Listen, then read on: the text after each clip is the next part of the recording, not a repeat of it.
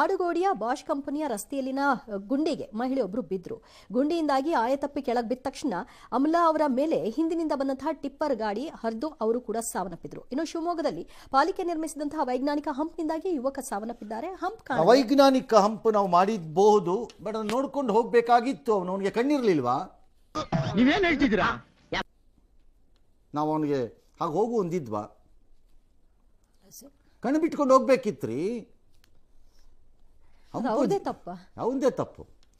ಇನ್ನು Bosch company ಹತ್ರ ರಸ್ತೆಯಲ್ಲಿ ಮಹಿಳೆ ಬಿದ್ದಿದ್ದಾರೆ. ಹಿಂದಿಂದ ಟಿಪ್ಪರ್ ಪ್ರಾಬ್ಲಮ್ ರೀ ಅದು, ನಮ್ದಲ್ಲ.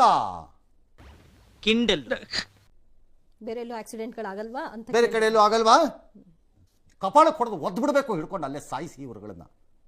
ಇವ್ರನ್ನ ಯಾರು ಹೊಡಿತಾ ಇಲ್ಲ, ಇವ್ರನ್ನ ಸಿಕ್ಕಿದ ಕಡೆ ಹಿಡ್ಕೊಂಡು. ಅದಕ್ಕೆ ಹಿಂಗೆ ಆಡ್ತಿರೋದು ಇವರು. ಇವ್ರ ಮನೆಯವ್ರನ್ನ ಎಳ್ಕೊಂಬಂದು ರೋಡಲ್ಲಿ ಹೊಡಿಬೇಕಂಗಾರ. ಇನ್ಮೇಲೆ ಕಚಡಗಳು ತಗೊಂಬಂದು ಅಯೋಗ್ಯರ. ನೀವು ಮಾತ್ರ ಪ್ರಜಾರಕ್ಷಕರು, ನಾವು ಪ್ರಜಾಭಕ್ಷಕರು ಏನ್ರಿ ನೀವು ಹೇಳ್ತಾ ಇರೋದು? ಡೆಲ್ಲಿ ನೋಯ್ಡಾನಲ್ಲಿ ಅವಳು ಯಾವನೋ ಒಬ್ಬ ಪಾಪ ಗುಂಡಿಗೆ ಬಿದ್ದು ಹೋದಾಗ ಬಡ್ಕೊಂಬಿಟ್ರಿ. ಅಯೋಗ್ಯರು, ಕಚಡಗಳು, ನೀವು ನಾಯಿಗಳು. ಈ ಪ್ರಕರಣದಲ್ಲಿ ಎಲ್ಲ ನಾಯಿಗಳು, ನಾನು ಒಪ್ಕೋತೀನಿ ಬೇಕಾದ್ರೆ. ಈ ಪ್ರಕರಣದಲ್ಲಿ ರಸ್ತೆ ಗುಂಡಿ ಆಗುವುದಕ್ಕೆ ಕಾರಣರಾದವರೆಲ್ಲ ನಾಯಿಗಳು.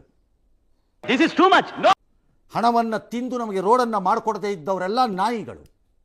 ನಮ್ಮ ದುಡ್ಡನ್ನು ತಿಂದು ನಮ್ಮ ಮುಂದೆಯೇ ಡ್ರಾಮಾ ಮಾಡೋರೆಲ್ಲ ನಾಯಿಗಳು. ನಾವು ಇದಕ್ಕೆ ಕೇಳ್ಬೋದು ಬೇಕಾದ್ರೆ. ನಾಚಿಕೆ ಮಾನ ಮರ್ಯಾದೆ ಇಲ್ಲ. ಜೀವಿಗಳು ಹೋಗ್ತಾ ಇರುತ್ತೆ, ಬರೀ ಬುರುಡೆ ಬಿಟ್ಕೊಂಡು ತಿರ್ಗಾಡ್ತಿರಲ್ಲ. ಯೋಗ್ಯರು ತಗೊಂಬಂದು ನಿಮ್ಮ ಮನೆಯಲ್ಲಿ ಯಾರು ಸಾಯಲ್ವಲ್ಲ. ಮರ್ಯಾದೆ ಕೊಟ್ಟು ಮಾತಾಡು.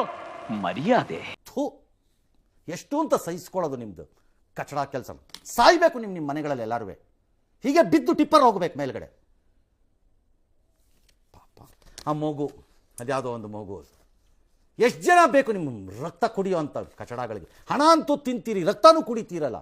ಎಂಥ ರಾಕ್ಷಸ ಇದಿರಬೇಕು ಕುಟುಂಬಗಳು. ನೀವುಗಳು ಮಾಡಬಾರ್ದು ಅನ್ಯಾಯ ಮಾಡೋದಕ್ಕೆ 5 ಸ್ಟಾರ್ ಹೋಟೆಲ್ ಬೇಕು. ನಿಮ್ಮ ಸುಖಕ್ಕೆ, ಮಜಕ್ಕೆ, ಸಂಪಾದನೆಗೆ ಒಪ್ಪತ್ತನ ಗಂಜಿಗೂ ಗತಿಲ್ದೇ ಇರೋ ಗುಡಿಸನ್ ಜನ ಬೆಂಕಿಯಲ್ಲಿ ಬಿದ್ದು ಸಾಯ್ಬೇಕು.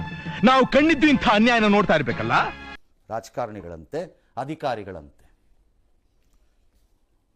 ಕಚಡಗಳನ್ನು ತಗೊಂಬಂದು ಈ ಕಚಡಗಳಿಗೆ ಓಟ್ ಬೇರೆ ಹಾಕ್ಬೇಕಂತೆ ನಾಳೆ ಕಾರ್ಪೊರೇಷನ್ ಎಲೆಕ್ಷನ್ಗೆ. ನಿಮ್ಗಳನ್ನ ಸಜೀವಾಗಿ ಸುಟ್ಟು ಬೂದಿ ಮಾಡಿದ್ರು ಪಾಪ ಇಲ್ಲ. ಜ್ಞಾಪಕ ಇಟ್ಕೊಂಡಿರಿ, ಕಾಲ ಹೀಗೆ ಇರೋಲ್ಲ. ಜನ ನೊಂದು ರೊಚ್ಚಿಗೆದ್ದಾಗ ನಿಮ್ಗಳನ್ನ ಕತ್ತರಿಸಿ ತುಂಡು ತುಂಡು ಮಾಡಿ ನಾಯಿಗಳಿಗೆ ಹಾಕ್ತಾರೆ. ಅದಕ್ಕೆ ಮುಂಚೆ ಎಚ್ಚೆತ್ಕೊಂಡು ಬದುಕೋದಕ್ಕೆ ದಾರಿ ನೋಡ್ಕೊಳ್ಳಿ. ಇಸ್ರೇಲ್ ಮಹಿಳೆ ಮತ್ತು ಹೋಮ್ ಸ್ಟೇ ಮಾಲಕಿ ಮೇಲೆ ಮುರಿಯತ್ತೆ ಮೈ.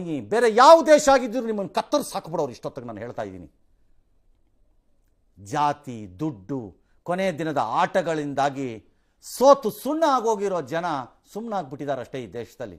ಇದು ನಿಮ್ಮನ್ನು ಕತ್ತರಿಸಿ ಬಿಸಾಕ್ಬಿಡೋರು ನಿಮ್ಮನ್ನೆಲ್ಲ ಚರಂಡಿಗೆ. ಮೀನುಗಳು ತಿನ್ಲಿ ಅಂತ. ಇದೇ ರೀತಿ ರಾಜ್ಯ ಆಳ್ತಾ ಇದ್ರೆ ಜನ ರೊಚ್ಚಿಗೆದ್ದು ಮೆಟ್ನಲ್ಲಿ ಫೈಡ್ ಅಂತ ಹೊಡೆದು ವಿಧಾನಸೌಧ ಮುಂದೆ ನಿಮ್ಮನ್ನ ಬರೀ ಪುಟ್ಕೋಸಲ್ಲಿ ನಿಲ್ಲಿಸ್ತಾರೆ. ಮೀನುಗಳು ತಿನ್ಲಿ ಅಂತ ಇನ್ನೂ ಕೂತೀರಿ ಜನ. ಪ್ರೊಟೆಸ್ಟ್ ಮಾಡಬೇಡಿ, ಅನುಭವಿಸ್ಕೊಂಡು ಸಾಯಿರಿ. ಯಾವನ್ ಕೇಳೋ ನಿಮ್ಮನ್ನ. ಮೀಡಿಯಾಲ್ ಬರುತ್ತೆ 2 ದಿನ, ಆಮೇಲೆ ಮುಳುಕೊಂಡು ಹೋಗಿ. ಕಮ್ ಆನ್ ಎಂಜಾಯ್, ಮಜಾ ಮಾಡು.